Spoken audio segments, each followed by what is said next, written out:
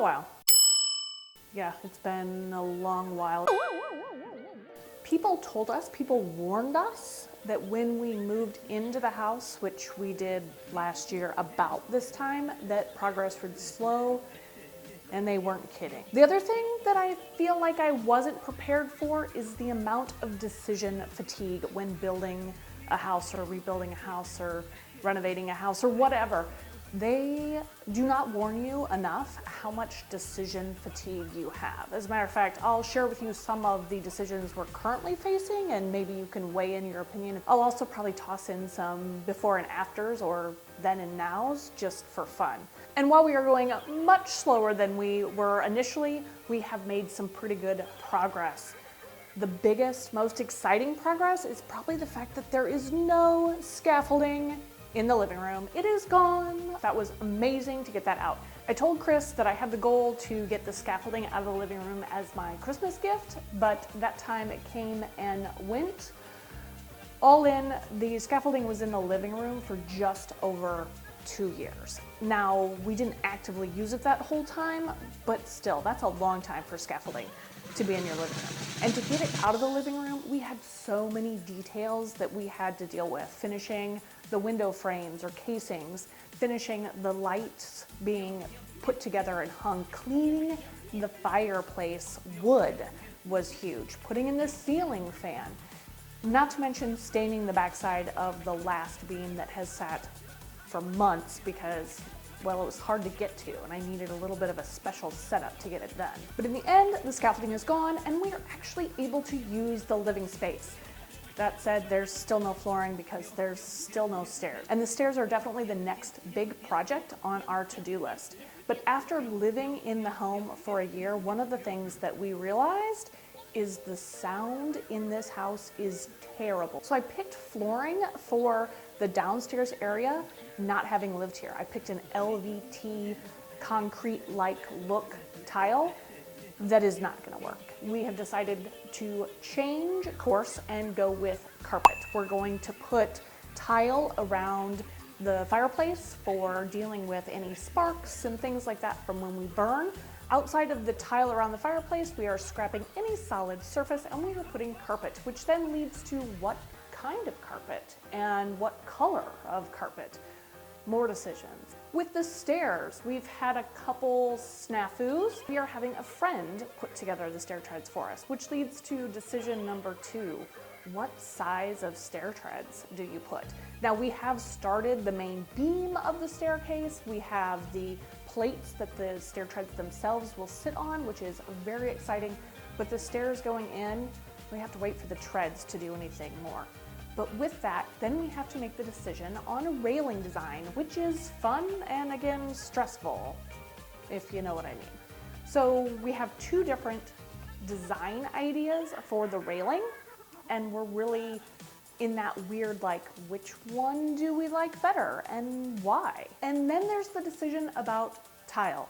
We currently only have 1 fully functioning bathroom. We have 3 half baths, but we only have 1 shower. But we're trying to figure out the tile in the basement bathroom shower. We have decided that we are going to tile the entirety of the shower all the way behind the toilet and everything, just to give a more visual, open look to make the space feel bigger because it's kind of a weird cramped space. And we have the tile on the floor in that bathroom and the vanity and the countertop and the sink all working. But that tile, I originally wanted to do orange. You might remember that. We're gonna go full in 1970s flair in there, and I think we're gonna do some wild and funky orange tile. And looking into it, I still want to do orange. I wanna give it a mid-century 70s flair to this house. The whole house screams funky vibes. I wanna make sure we stay with that. I found beautiful glass tile in shades of orange to cream, and I kind of want to do something like this. But my kids hate it. They all hate it. So now we are back to potentially doing a white with a glossy matte mix to add a little bit of fun to it, but I'm still a little bit on the fence. Matte and glossy white tile, which kind of feels like it could scream cheap gas station bathroom to me, or totally funky, outrageous orange to cream tile in stripes. And if that tile decision wasn't enough for you, we still have to decide on all the tile in the master bathroom. I would love to go with a terrazzo tile because I love the look. I found the perfect tile for it. However, it's too thick. And in order to use that tile, which is beautiful, I would have to give up my heated floors. And I'm not so sure I want to give up my heated floors. I'm considering using a terrazzo look ceramic tile, or maybe just switching it up completely and doing something like dark green, or maybe marble. I don't know. Tile is hard. Picking tile is really, really hard. And while we're making all of those bigger decisions and trying to make more significant progress, we've been trimming and painting and trimming and hanging doors, because since we decided to do carpet in the basement, we can hang all of the doors, which Chris tried to do one on his own and actually had a little bit of a oops and snafu and busted a drain pipe that we then had to fix from the sink. Not good. But the doors are in, including the French doors for my office. We found these French doors on Facebook Marketplace like 2 years ago. We will refinish them, but we finally got them hung. We borrowed some tools from a friend to get all of the different jigs and placement of the hinges, etc. And we got that puppy hung, including a little help from the 5-year-old who was super enthusiastic. And my best helper, I just wish the quality of her work matched her enthusiasm, because she loves to help me paint too. And boy, does it make a big old mess. And painting, and more painting.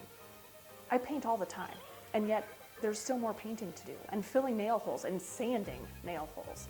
Trim sucks, guys. It just sucks. I have been watching Jenna Phipps, who is doing a remodel in Canada. If you haven't checked her out, go check her out. Amazing. She's hilarious. I love her. They are doing so much more than we are, and she just talked about how she's looking forward to all the interior finishes, and I kind of want to be like, hold tight, you will until you do trim, forever and ever and ever. That said, it's still progress, even if it takes forever, and it's never quite done. At least it doesn't feel like it's ever done. I'm sure it's getting done, right? It's gonna be getting done. In addition to the inside house stuff, we have been hauling deadwood out of the forest area and burning it. And then we've been catching and touching tadpoles, which is super fun.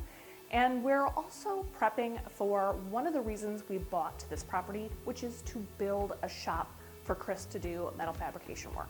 However, that requires a little bit of prep, including moving the shed and the shipping container that we bought in place, not knowing that we would end up having to move it, as well as getting some dirt work done to get a nice level spot. We are really looking forward to that though. The shop is supposed to be going up in the end of April, and I am thrilled about seeing progress that I am not having to build.